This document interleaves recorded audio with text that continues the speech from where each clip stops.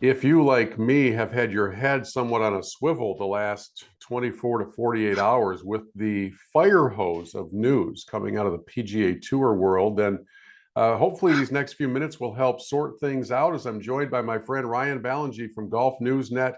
And Ryan, it is rapid fire coming out of the tour world, coming out of players only meetings.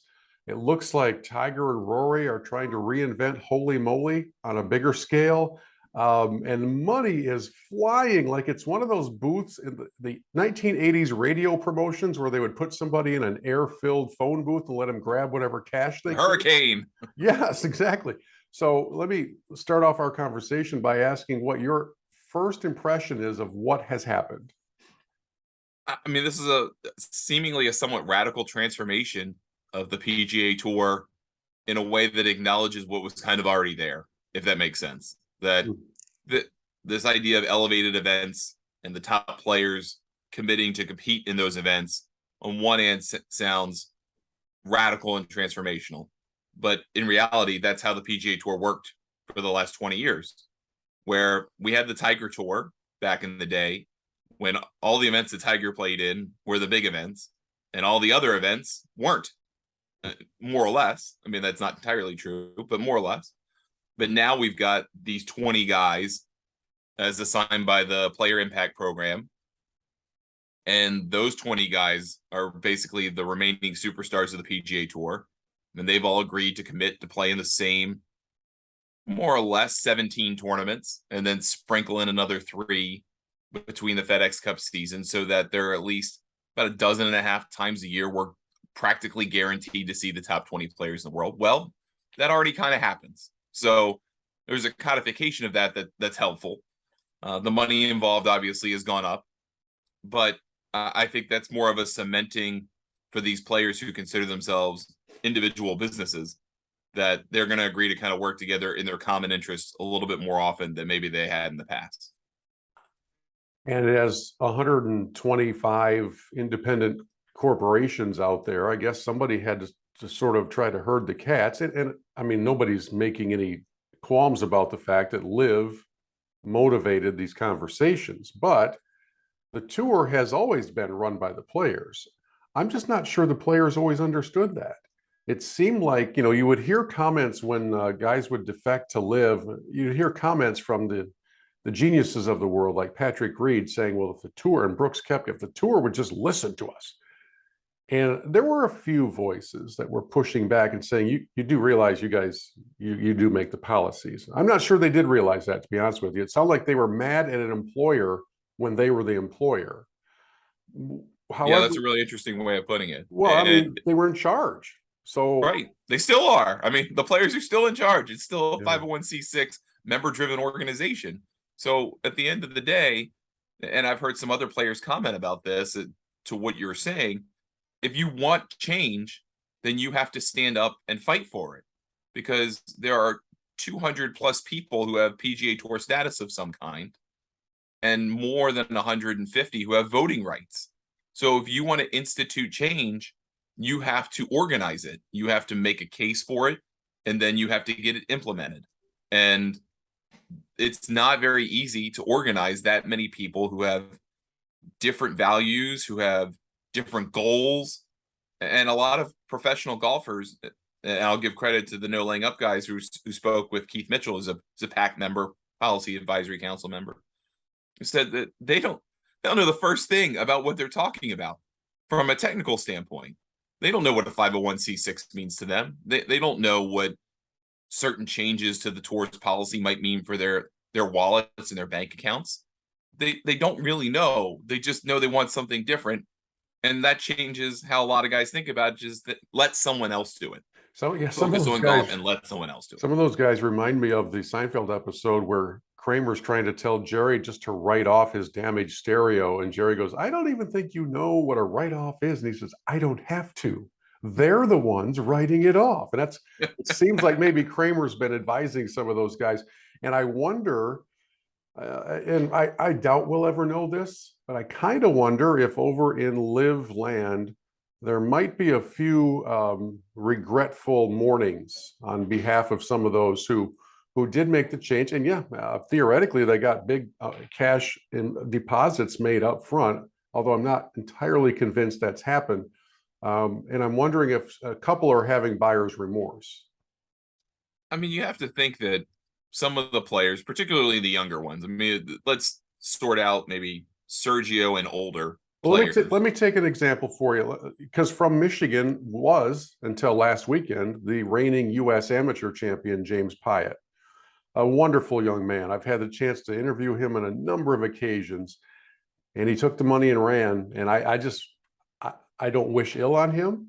I think he's a great kid. I think he made a poor decision. And I wonder if someone like that, who had always dreamed of a PGA Tour career, woke up today going, oh, crap.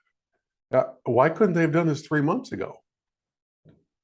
On one hand, yes, right? I think if you are one of those older players or even a younger player who hasn't achieved this level of stardom yet, I wonder what they are thinking because they haven't gotten there yet.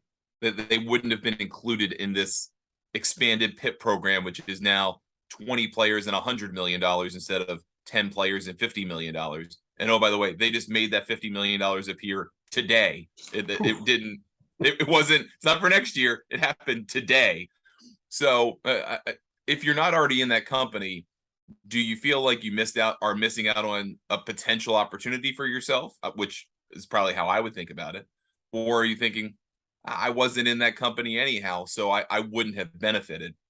But if you're a player, maybe you like a James Pyatt, who, I mean, he's a great player, obviously won a US Am, but not every great amateur player or great collegiate player turns into a great professional player. So being able to get to the PGA Tour and establish that $500,000 floor for your earnings, that might have been something that appeals to someone like that no matter what, you had the security that you're going to at least probably break even on your year after you pay everybody involved in your mini business that is running your life on the PGA Tour. So I don't know that everyone's, will wake up and go, oh, that could have been me. Yeah. Because they haven't gotten there yet. So I can't quite settle yet on how I feel about the change to the foundational ethos of being a PGA Tour pro from a financial standpoint. And I say that knowing that we live and operate and root in a world of exorbitant salaries for professional athletes. And I know that the 220 hitting shortstop is still making $7 million a year, no matter what. And he's playing for my Tigers, and they're horrendous. Actually, in our case, that shortstop's making $30 million a year, and he's hitting 210, but I digress. And so I've always had this somewhat antiquated affection for the idea that if you don't play well, you're not getting paid. You're out of your own pocket for your airfare, your hotel, your caddy, your entry fees, and life. I'm sorry, it sucks to be you. If you don't like it, go sell insurance like Chip Beck had to do for a while, right? So I've always liked that, but it was never me. It was, I've always liked that pressure on other people.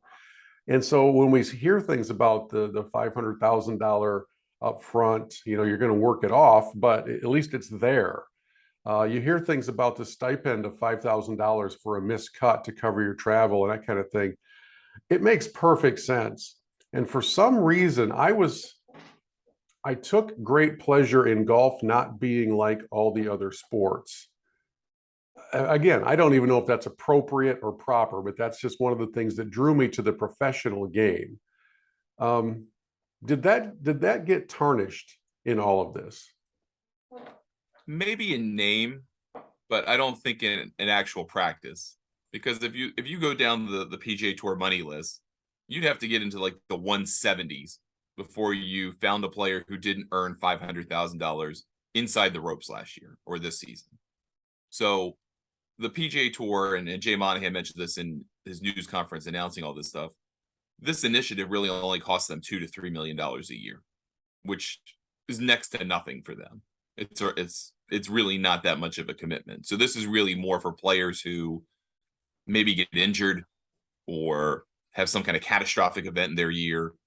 But otherwise, you're probably gonna earn $500,000 just being out there 30 events. I mean, that's basically last place cut money 30 times over the course of a year. So, okay, I mean, yeah, but you're probably going to finish better than dead last in the weekend more often than that and make enough money to get over that 500K. So it's more of an insurance policy than a bribe or an upfront payment. So yeah, it kind of sounds like, hey, these guys don't have to work as hard anymore. They're getting 500K guaranteed, but they kind of were anyhow. And with the purses going up because of the TV contract, you're going to find it even more difficult to not make $500,000 being a tour player. I spent a good portion of yesterday on the range at the Ally Challenge, the PGA Tour Champions event, and the guys were out hitting balls before the Pro-Am, and it's a good relaxed setting. And you're able to stand close enough to hear them talking to each other while I'm waiting to talk to them. And I'm listening to three players because that news was just coming out as they were hitting balls, and they were following it on their phones, and you could see head shakes and you could see chuckles. You could hear chuckles. And they didn't know what to make of it. These are guys who had all come up through the system, all paid their dues, and now pretty thankful to have a gig. Champions Tour is playing for a decent amount of money. It's not life-changing, but it's decent. So I got a chance to ask a couple of them afterwards. So what are you making of all this as we're all digesting it at the same time? And of course, they can't fathom where the money came from because they had never pressed the issue when they were on the regular tour to go find the money. So when we start hearing about these monopoly dollars flying about, I think one of the questions that probably should be asked, it's sort of like the questions that are asked when they announce the student loan forgiveness. You're like, hey, by the way, who's going to pay for that? And at a federal level, they're like, it's just going to be fine. Just take our word for it. And when you ask Monahan, where'd all the money come from? It kind of feels like, well, I landed on free parking and all the, I don't really know if there's an answer to where it came from other than maybe Phil had some of that right in that the tour was sitting on a boatload of cash. I'm not convinced Phil was right, and here's the reason why. I mean, you could say Phil had a significant influence. I don't want to disassociate the influence piece of this. It's probably pretty important. But the PGA Tour's television contract effectively quadrupled the amount of money they had coming in the door every year. So there's your found money. I mean, if I told you we were going to quadruple your salary, you might be able to give a whole lot more to charity because you have 4 times the money to do so. Not to say that paying guys a minimum is charity, but just thinking what you would do with your money. So now Monahan says, okay, well, we've got a much larger budget. We can go to our sponsors who have, many of them have been long, steadfast supporters of the tour and probably don't want to lose out to the Saudis, and go to them and say, hey, we just need a couple extra $1 million to make these top players happy. Can you do that for us for 5 years? And most of them are going to say, yeah, sure, we'll do that, because they are also enormous companies with billion-dollar balance sheets. So it all the money is was going to be there. I think what Phil managed to accomplish was to accelerate the presentation of that money and maybe manipulate the way it was presented. Because I don't think if LIV had never happened, I'm not necessarily convinced all these players would have gotten together as quickly as they have. I agree. Is pretty impressive. Yeah. But some of this was starting to happen because you kind of got the sense at the majors in particular, you would hear players gripe in public. I mean, Justin Thomas is one of them. We want more money. We are the reason the USGA has the budget because we play the US Open. We're the reason they have a $100 million per year TV contract because of the US Open. We want a bigger sliver of that pie. And that conversation had been going on. It just hadn't been organized to the point where they went to the tour and said, we're going to change this or we're going to leave. And they didn't have the we're going to leave part. Now they got that and they could get what they wanted really quickly. I've said for years that most all of life circles back around to a Seinfeld episode. And now I'm thinking of the one where Costanza he quits his job, but comes back the next day and pretends that he was kidding. Now I'm wondering if we're going to see some of those guys show up at an event and go, oh, you thought I was serious? That's crazy. Ryan Ballengee, can you define for all of us what the heck the PIP program is? It sounds like we're going to pay you to be retweeted a lot. And in this announcement, the PIP took on a very different scale of economy. So what that seems like, of all of this, that seems like the pot of cash that is most slush fundy. I don't understand PIP. Do you? Oh, it is absolutely a slush fund. It is. You have nailed it. It's called the Player Impact Program, and basically the idea is to identify what was formerly 10 is now suddenly 20 players who, quote unquote, move the needle the most. And in the initial year of that, guess who won? Tiger and Phil. Go figure. Guys who are not competitively relevant, at least in the current stage of professional golf, but they won a boatload of cash because when people went on the internet or watched golf, those were the two guys they cared about most. And that turned, interestingly, into a blueprint for LIV to pick off the most publicly recognizable players. They have half the guys on the PIP top 10 from last year now in LIV. And that was their punch list. And they went to Bryson, and they went to Brooks and DJ and Bubba, and nailed down all of them, at least half the list. And the tour said, okay, well, if you guys are the top guys, and we'll expand that to 20 because that makes more sense than 10 for official World Golf Rankings for promotional purposes, then you've got to agree to play together more often so we can go to sponsors and our television partners and media partners and say, we've got great fields half the season, guaranteed. And I think they realized, hey, if you're going to up the ante and include me in this program of slush money, then sure, I'll agree to play those particular events that, by the way, I was going to play anyhow. And you're going to give me money to participate? Sure, absolutely. Happy to do it. So if I'm in the lower tier of players, I'm not the one that people would recognize walking down the street. I'm one of those guys that's, hey, I make cuts 40% of the times, and I make more money than all of you, but you just don't know who I am. Am I impacted at all by this PIP stuff? Because I don't think I have a chance in being a player or a factor in that, in those measurables. I'm not moving any needles. Yeah, I keep coming back to Jim Herman, who, when the PIP program came out, I mean, he's won a couple of times on tour. Yeah, Jim Herman he's could funny. wear a shirt that says, I'm Jim Herman, 2-time PGA Tour winner, and no one would walk up to him. And that's not a slam on Jim Herman. Right. He's just not a needle mover. But he's not going to get any of that PIP money because no one knows who he is. And interestingly enough, he went on Twitter and made light of the PIP campaign and just tried to get people aware of it and aware of him in the off chance maybe he could sneak in that top 10. And he's not going to sneak in the top 20 either. No. But I think the idea is of expanding this is that to go to players who are up and coming and say it's about more than just being good at golf to be recognized by the public. And yes, winning inside the ropes will make you crazy amounts of money, and maybe it'll be all you ever need and all you ever want. But if you want to be a superstar, you've got to do more than win and be good. You've got to acknowledge your fans. You've got to have a public presence. You have to work on behalf of your fellow players who we otherwise can't convince you to do because you are technically an independent contractor, so to speak. So this is our way of convincing you to be one of the fold. If we have the data that tells us you actually matter to our product's public image, we want you engaged. And if you don't, that's okay. You could still offer you millions of dollars inside the ropes money, but you're just not going to get any of the slush fund money. Isn't it amazing that they're trying to quantify and reward what Arnold did every single day of his life without anybody telling him, because that's how he was raised? In other words, we're going to reward you to care about your product, to interact with your customers, to be gracious.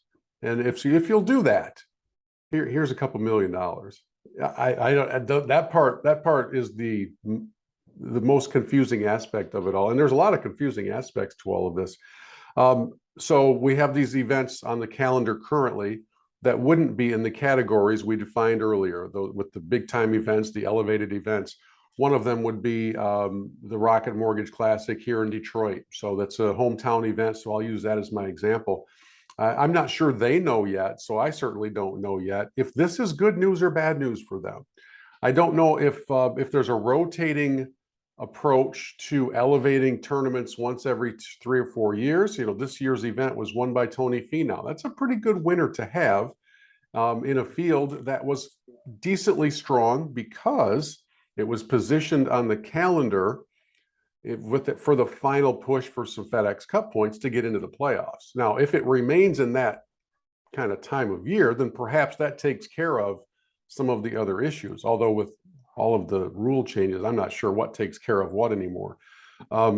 If you were, and it's so weird. You talk about catching strays. If you were the John Deere, the poor John Deere folks get used as the example in every discussion of tournaments that don't matter. And I feel bad for them. It's a good tournament. It is very great. But if you're in that category, are you gathering your committee together today and having kind of a panic attack? I wouldn't necessarily, and I'll say that for two reasons. The first is one of the rule changes you kind of alluded to. Next year, the FedEx Cup playoffs are the top 70 in points. So 55 guys who got in this year wouldn't get in next year. So all of a sudden, the final push, as you mentioned, which is where this event, 3M, Wyndham, all fall, actually takes on a whole lot more importance, because that $75 million bonus pool, that if you want access to the higher echelons of that, well, you've got to get into the top 70. And there were plenty of superstar players that were kind of lingering around that number. So all of a sudden, if you're the Rocket Mortgage, your pitch to players is, yeah, we don't have a $20 million purse, but if you don't go through us or 3M or Wyndham, you might not get access to that 75 million that you would like. So why don't you come here and play in our event? And I think that makes an interesting appeal for those events later on the schedule that kind of get lost in the fray from the gap between the Open Championship to the start of the playoffs.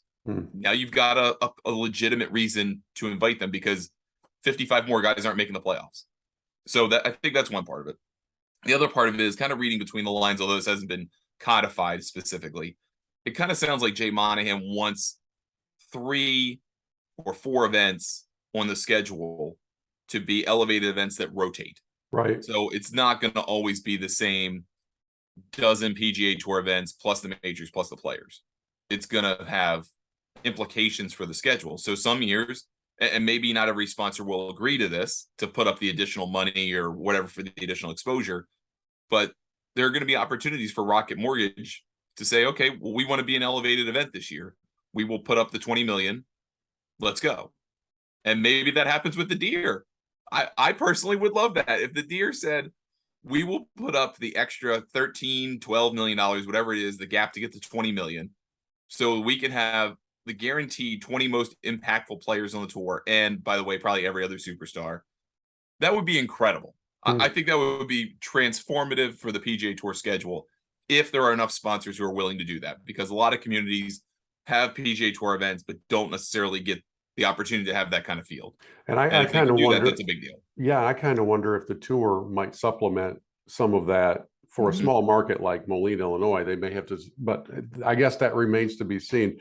I was thinking about ambassadors. We mentioned Arnold earlier, and he and Jack, did their thing. They came together. They built and saved what was the tour of that era, with the famous meeting in Arnold's office where he just said, "This is not going to happen." What Greg Norman was trying to make happen then. Phil had a chance to be the Arnold of this current era, and instead, I'm comparing him to Wayne Player, not Gary. He's just kind of lost a lot of the love that was out there. However, I do agree with what Doug Barron told me on the range yesterday, and that is that a lot of these guys ought to be sending Phil a thank you note, because without all of this, that doesn't happen. Meanwhile, Tiger and Rory step into this role. I wasn't shocked by the pairing of the two of them, because they have always seemed to have an appreciation for each other, and we have many examples of that. But I'm not understanding what they did on a sidebar here. All right, so they came in and they reshaped the tour culture, the tour economics. My guess is Tiger called Jay and said, "If you'll let me fix this, I'll fix it." And Jay's probably like, "Please do, because I have no idea what's happening." But at the same time, it sounded like Tiger and Rory went into the treehouse and came out with a new game involving stadiums and kind of a mixture of Top Golf, Holy Moly, and I don't know what, which is, it's another chapter of all of this that's probably getting the least amount of attention. That seems to be the strangest part of a very strange 48 hours. What are they doing? So Tiger and Rory and former Golf Channel executive Mike McCarley have, among other ownership stakes, have formed this group called Tomorrow Sports, TMRW Sports. So we're removing just vowels from words now, calling them words. The G4ification of the language continues. And they decided their first concept of Tomorrow Sports, which is supposed to be kind of an infusion of technology and sports together, was to create effectively a simulator golf league called TGL. I assume that means Technology Golf League. No one has told me that, but I'm assuming that. Tiger Golf League. Or it could be Tiger Golf League. I mean, who knows? Whatever it is, it's TGL. And TGL is going to start in 2024. There are going to be 18 PGA Tour players involved. Not surprisingly, Tiger and Rory are two of them. They're going to be 6 teams of 3 players. And they're going to compete in 15 regular season events in these purpose-built arenas, maybe. I don't know. You're building new structures for this? That's what they say. There's so no way. But are they doing this in, all-state arena where they build that out and then people can sit around it? I don't know. Well, I guess that's very much to be determined.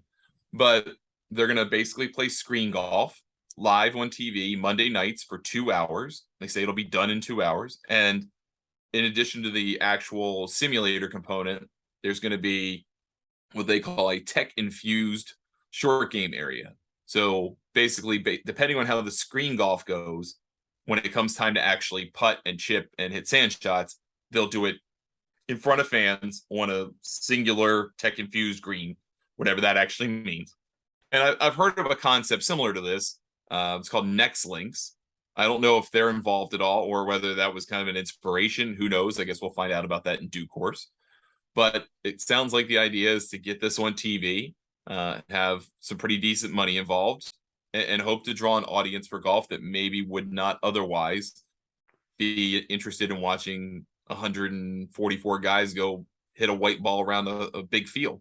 Instead, try to do it in a stadium of some kind. So it's very much, I mean, we just don't have enough of a grasp of this because there's no real concrete details beyond the concept and when they plan to start it. But yeah, I think the idea of Monday Night Golf probably will be intriguing to a lot of people who might be looking for an alternative from a bad Monday Night Football game, or depending on the season for this, the dog days of summer when no one gives a crap about their bad local MLB team.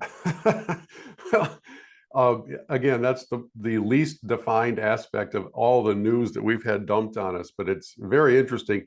And if I were cynical, which of course I'm not, but if I were a cynical guy, I would think that this was Tiger trying to find a way to still compete. Because now, no matter what what venue you're playing this in, I don't care if it's the LA Coliseum or if you build a velodrome special dome thing, it's never going to require more than a wedge, right? So that seems like something that he would always be able to be a part of, unless you do incorporate the simulator stuff. Hey, in this visual age of CGI, green screen, and technology of simulators, I don't have any doubt that a visually compelling product can be put together. So I guess we'll all wait to see what the video game looks like. We've come a long way since my days with the Atari 2600, Ryan, I can tell you that. So, well, hey, man, this stuff's going to continue to unfold, and I appreciate your insight here as we just dig into the surface of it. My last question for you is, does this dump of news, do these developments make you more enthused about professional golf or not? And I'll interrupt myself by saying my love of the game is because I get to play the game and do it with my friends at an amateur level. So I've rarely defined my love of golf by what happens amongst the millionaires, but part of our profession is to cover what they're doing. So let me restate the question. What does this do for your enthusiasm about professional golf? I think specific to the PGA Tour, I don't know that it changes it. I mean, as I kind of said earlier, this just codifies what we already knew to be true if you thought about it long enough. So on one hand, that's great that the players have finally agreed to come together at a group level at the upper echelon of the sport and finally say, we need to do something about ourselves and we're going to do it together. I think that part of it is very good. Does it matter to me as a tour fan? I don't know if it means all that much. I think there's been a lot of angst among golf fans, at least that I've seen this year, that all this stuff between the PGA Tour and LIV has just made them focus more on the biggest events, the four majors, maybe the Players, maybe the Ryder Cup or President's Cup, depending on your year, and then everything else is kind of take it or leave it. I don't know that that's necessarily true, but it also can't hurt at the same time to have the best players that remain on the PGA Tour agree to get together half of the season and be in front of fans as a united front. That will make a better product overall, and hopefully that means that more opportunities are available down the pipe for the guys who are the rank and file, so to speak, for the guys who play the Corn Ferry Tour, who are trying to get to this level. But at the same time, it also creates another perhaps barrier to entry to get to that stage. And the only answer that Rory or any player will give them is play better. Well, I don't know that necessarily is the right answer, Right. but at least from the perspective of probably a casual fan, this is a big net win. You know what I found interesting by its omission from all of this was any conversation about combined events or a similar pouring in of unfound cash to the LPGA. I found that interesting. Doesn't mean it isn't still forthcoming, but it didn't happen at a time when everybody was paying attention. And with rumors of LIV next coming after the ladies, one would wonder how far away we are from either an announcement like we just had with the tour or hands in the air saying, wish we could help. Sorry, ladies.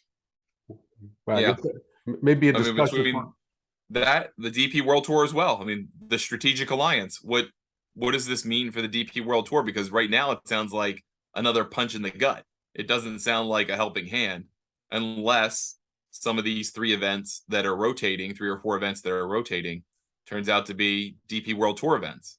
And if they're not, what are you going to do to support them when you're really not supporting them except with opposite field events and the Scottish Open? And I keep thinking of more last questions for you. So here's one more last question. Entering the category of just a barrage of last questions. This announcement would seem to me to provide the major championships with a little more strength to say to those who departed, sorry, you're out. Does the Masters do that to its former champions? I don't foresee a scenario, even knowing that Chairman Fred Ridley is vehemently against LIV based on the legal filings of the LIV players that sued the PGA Tour. Even knowing that, I'm not convinced that he would say to former champions, you're not welcome at the Champions Dinner. You can't play in our tournament, because that is fundamentally the history of the Masters. They uninvited Phil this right year.